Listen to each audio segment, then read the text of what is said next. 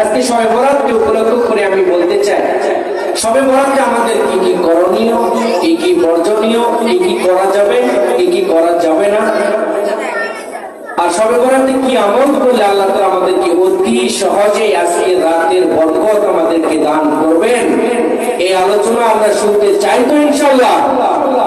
সকলে কথা বলবেন, সামনের মাইক্রোফোন কথা বলবেন। আমরা আজকে কি রোজা আছি সকলে, যে আমাদের